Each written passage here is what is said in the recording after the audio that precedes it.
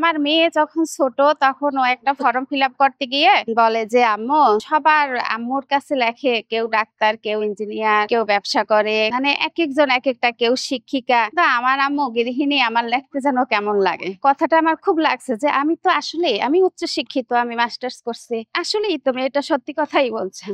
সংসারের ইসে পড়ে আমি কোনোদিন একটা চাকরিতে আমি অ্যাপ্লিকেশনও করিনি, একটা সেই ট্রাইটা আমি কখনো করিনি। এখন ছেলে মেয়ে বড় হবার পর আমার এই জিনিসটা আর কি খুব লাগে যে কেন আমি ট্রাই করলাম না, কেন আমি কিছু করলাম না। এইসব থেকেই আসলে আমার এই বিজনেসটা শুরু করা। আমি যখন বাগান করি, শাক টাক সবজি এগুলিও তো করি। শাক আমি প্রথম যখন হয়তো খুব আনন্দ যে নিজের হাতের শাক, আমি একটু ভাড়াটিয়াদের দিতাম, বলি আজকে আপনাদের জন্য আনলাম। কেউ আছে অনেক খুশি হইতো যে নিজের হাতের শাক। আবার কেউ আছে তো অনীহা ভাবে দেখতো, বলতো 10-20 টাকার শাক এই নিয়ে আমাদের বাড়িওয়ালা ভাবি এত ইয়া করে।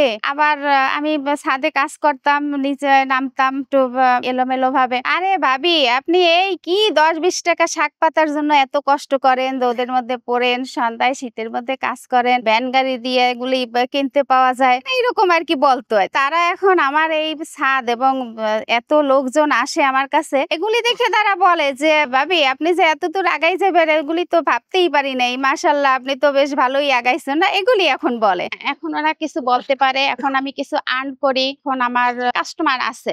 সবচেয়ে ভালো লাগে রিপিট কাস্টমার আমার, যারা একবার নেয় তারা আবার আসে, অনেকে অর্ডার দেয়। একটু আগেও আমাকে এক আপু নক দিয়ে বলতে আছে যে আপু আমার এই এই এই এই গাছগুলি লাগবে, আপনি একটু লিস্ট করে রাখেন, আমি 1 মাস পর নেব। এই ব্যাপারগুলি আসলে আমার কাছে খুব ভালো লাগে। একটা কিছু কেনার আগে যাচাই বাছাই করি, ভালো হবে না খারাপ হবে, ছবি দেখতে চাই। আমার কিছু কাস্টমার আছে তারা ছবিও দেখতে চায় না, বলে এই এই বাজেটের মধ্যে যেটা ভালো হবে আপনি সেটা পাঠিয়ে দেবেন। আসলে আমি এটা কোনোদিন কল্পনাও করিনি। আমার বাগানে অনেক রকম গাছ আছে, এই যে এগুলি আমার কাটামুকুট, বিভিন্ন কালারের বিভিন্ন ভ্যারাইটির আছে। আমার সবচেয়ে প্রিয় জায়গায় বনসাইটা, এটা মানে আমি অনেক আগে থেকে করার চেষ্টা করছি। এগুলি তো সন্তানের মতো, প্রতিটা গাছই আমার যত্ন করে তোলা এবং প্রতিটা গাছই আমার প্রিয়। ওইভাবে আলাদা ভাবে বলা যায় না, যখন যেই কাজটা গাছের কাজ করি ওইটাই আমার প্রিয় হয়ে যায়। এই ছাদ বাগানটার সবচেয়ে মজার বিষয় হলো এটা মানে শুধু বাগান না, এটা আমার একটা নার্সারির রূপ নেছে। আমার শুরুটা সহজ ছিল না, অনেক কষ্টের মধ্যে থেকে আমি এটা করে তুলছি। প্রথমে তো আমি 4-5টা গাছ দিয়ে শুরু করলাম।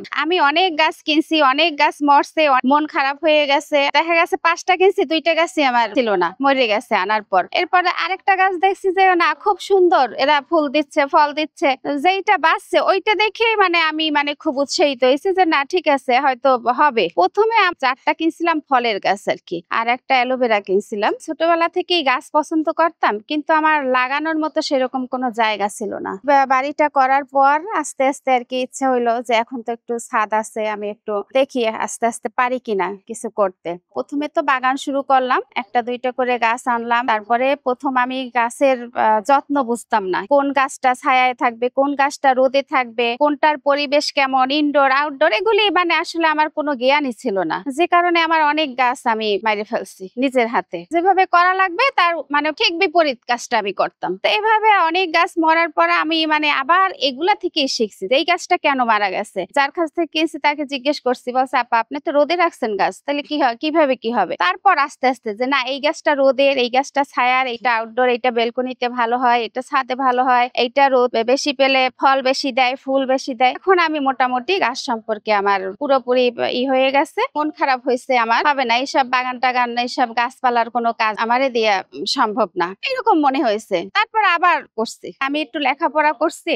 আমার সাথের যারা সবাই কিছু না কিছু করে। গৃহিণীর মধ্যে বোধহয় আমরা যে কয়জন স্টুডেন্ট ভালোর ভিতরে ছিলাম, আমি বোধহয় গৃহিণী। এই জিনিসটা আমার কাছে খুব খারাপ লাগতো। তো যখন আমি বাগানটা দেখলাম যে আমার পুরোপুরি বাগানটা হয়েছে, গাছ সম্পর্কে আমার পুরোটা আসছে, পর বনসাইয়ের প্রতি আমার একটা ভালো আগ্রহ। এখন আমি বনসাইটা বেশ ভালোভাবেই পারছি এবং আমার মনে হয় যে আমি সঠিক পথেই আছি বনসাইয়ের। সত্যি কথা বলতে এগুলা নিয়ে তো আমার কোনোদিন মানে কোনো ছিল না যে আমি এইরকম গাছ নিয়ে কাজ করব, এত বড় বাগান হবে, মানে এইসব ধারণা কখনো মনের ভিতর আনিও নি। আমি হয়তো ভাবছি বিজনেস করবো, একটা বুটিক্স খুলবো, গাছ নিয়ে যে কাজ করব, এটা আমি কখনো আমার মাথায় কখনো আসেই নাই। গাছ সেল করবো, এত বড় বাগান হবে। আমার এই সফলতার পিছনে তার অবদান অনেক বেশি। সে আমাকে অনেক সাহায্য করে, অনেক। সকালবেলা উঠে সে ফজরের নামাজ পড়ে তারপর গাছে পানি দেওয়া, এই কাজটা সে আমাকে করে দেয়। কোন জিনিসটা আমি কোথা থেকে সংগ্রহ করব তাকে বললে সে যেভাবে পারে আমাকে সংগ্রহ করে দেয়। আমার আরো একটা প্রিয় কর্নার, এগুলি সব ইনডোর প্লান্ট, এগুলি খুব বেশি চলে, অনেকেই নেয় এগুলি। আমার বাগানে সবচেয়ে বেশি আছে আপনার বনসাই গাছটা, এটা আসলে আমি অন্তর থেকে করি।